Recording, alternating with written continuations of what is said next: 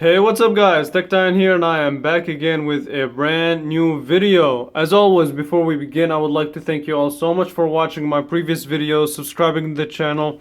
If you haven't already subscribed, go ahead and do so. And if you want to keep up with me, as always, follow me on Snapchat. Link will be here, one in the description. And yeah, let's begin today's video. So in today's video, we're going to be taking a look at, we're going to be actually reviewing the LG K20 Plus.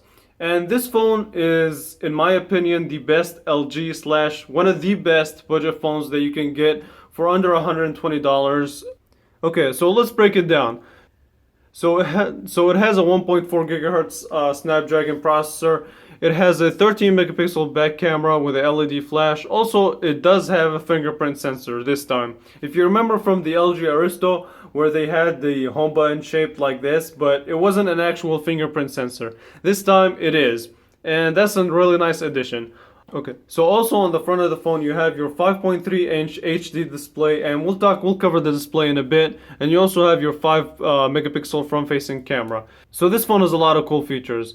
For example, you can double tap to put it to sleep, double tap to unlock. So really nice and really neat. I really like this feature. Hopefully sometime in the future we'll get other phones that can do that too. The design of this phone. This phone is, in my opinion, a bit wide for a 5.3-inch display, but that doesn't mean that it's horrible or feels bad in the hand. It's actually the complete opposite. This phone feels really nice in the hand. The textured plastic back is really grippy and gives it a nice grip. And if you want to throw a case on it, go ahead. For extra protection, you can also go ahead and do that. Do have one little complaint that I do have about the design is the fact that the volume buttons, they're kind of mushy. Now you can click them and you can feel the click, but they're not as tactile, and they don't give you a good feedback as other LG phones. But yeah, the volume keys are a bit bushy, but the opposite goes for the power slash fingerprint button. This home button feels really responsive, and it's really clicky and tactile. I really like it. Also, the design, the other thing that I really like about the design is this copper color on the bottom, on the sides of the phone. It's really subtle and it's really nice. It gives it this special look, in my opinion. So yeah, so display quality. This display looks really nice. I really like it. It has really good colors. It's an IPS panel. It's not an AMOLED display, but for a phone, for a 5.3-inch display, it looks really nice. I really like the way that it looks. And let's take a look at the speaker quality. I'm gonna connect to the Wi-Fi real quick. It's a backward-facing speaker. It gets a little bit tinny, but I'll let you guys hear it for yourself and make your own judgment. So you know who we're gonna look up, right? The famous MKBHD. Let's see. Dear Twitter. No, hold up. Nah. Let's go with a drone video. Alright. Let's get it to the highest volume that it can go to. And 3, 2, 1.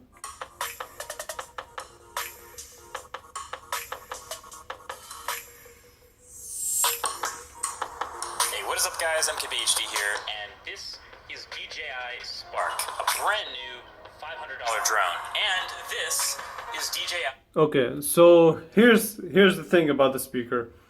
Speaker quality is nice.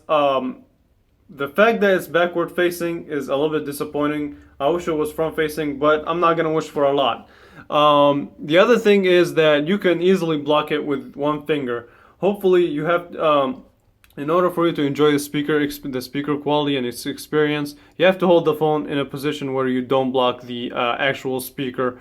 So yeah, overall the speaker quality, if I were to rate it on a scale of 1 to 10, it definitely gets, in the budget world, it definitely gets a solid 7.5. If it was front-facing speaker, this speaker would have been really nice. But yeah, it gets a little bit distorted at the highest volume, but it's nothing major.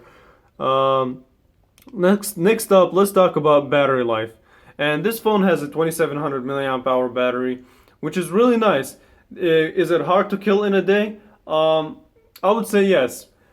Really, it comes down to how you use your phone, but in normal usage, you can easily go a whole day without charging this phone. But in heavy usage, such as watching videos all day, or taking a lot of pictures, watching movies, browsing the web a lot, then I would say stay by near a charger at the end of the day.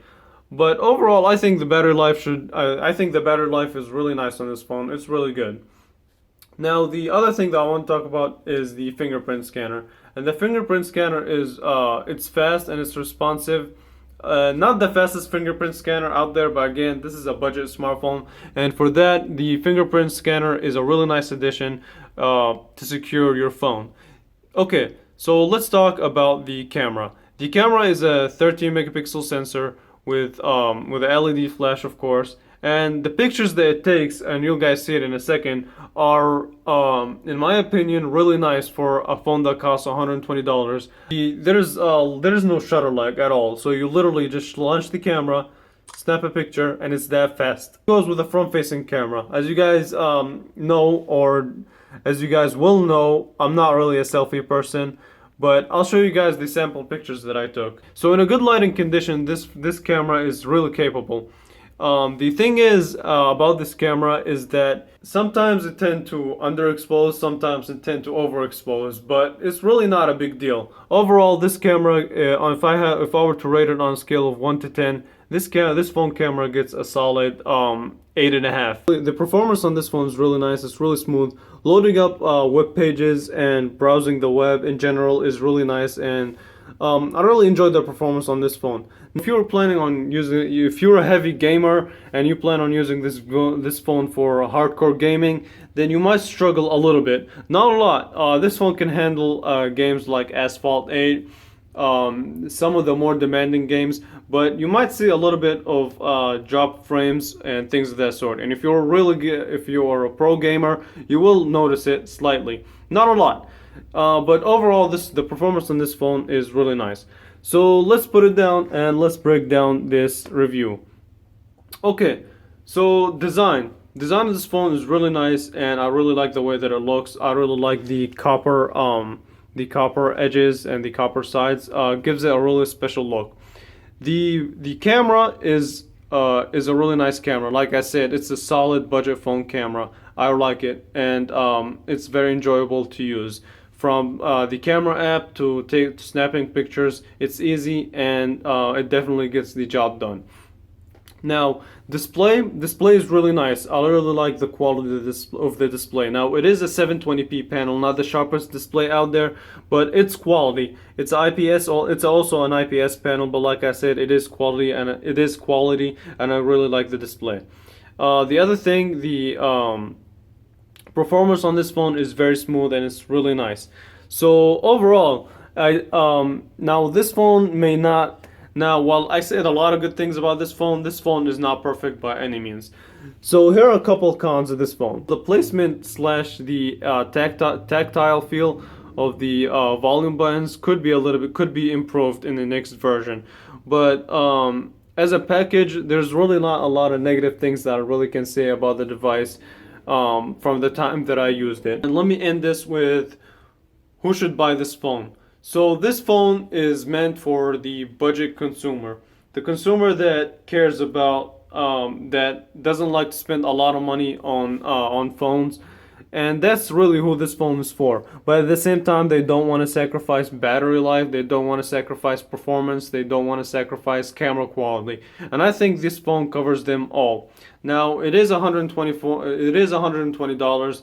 Is there cheaper options out there? Yeah, there's the Galaxy J3 Prime, there's the LG Aristo, but those phones compared to this phone, I think this phone is better in terms of design. It is a little bit better, although I do prefer the way that the J3 Prime / the J7 look, but that's personal opinion.